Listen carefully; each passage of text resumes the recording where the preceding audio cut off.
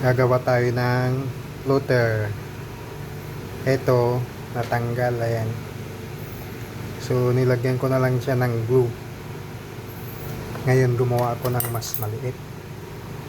Ito siya, oh. Lalagyan natin ng tingga. Ayan, tingga.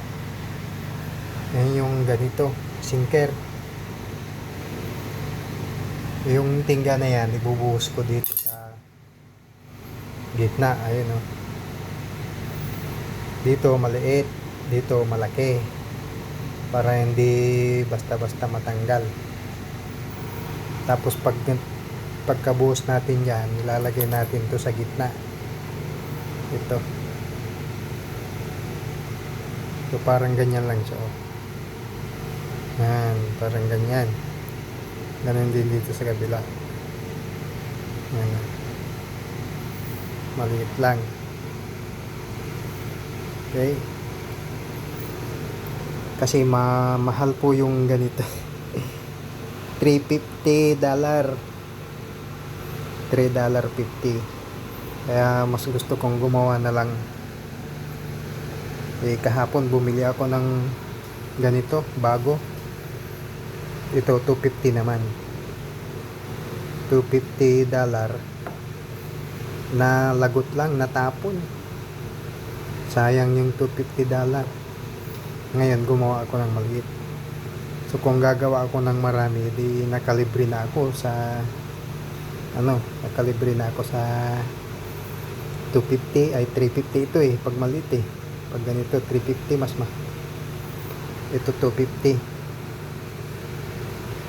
Subukan natin gumawa para makalibre tayo. Pawis lang yung puunan mo dyan. So itatry lang natin. Ito DIY ko lang to, DIY lang to. Kung mag-work, so mas maganda. Ito yung pinggan natin,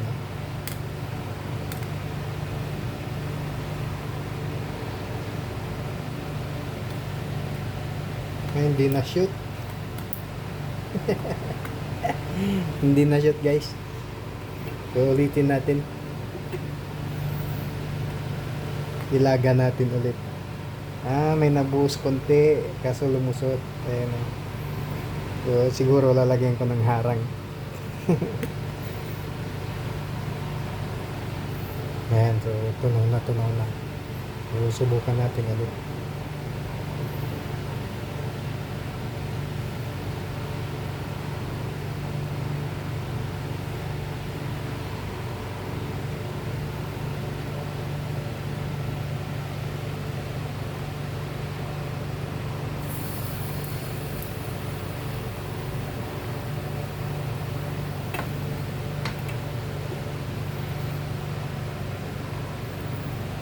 So natapon pa siya, ulitin pa natin.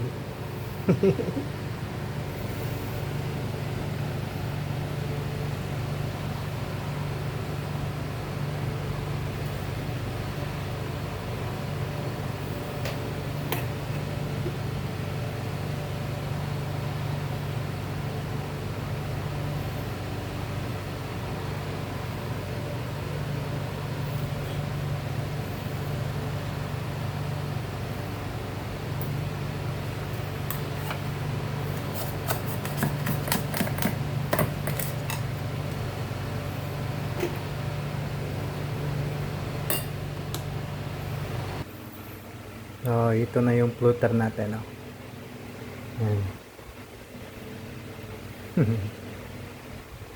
Bukas ko na lang linisin, lihain ko to. Lilihain na lang yan para mabigat siya, tamang tama sa pag-iwi. Diba nakatipid tayong 350. Okay na to kaysa naman bili ka ng bili, lagi namang natatapon, napipigtas. Maliit lang, Okay.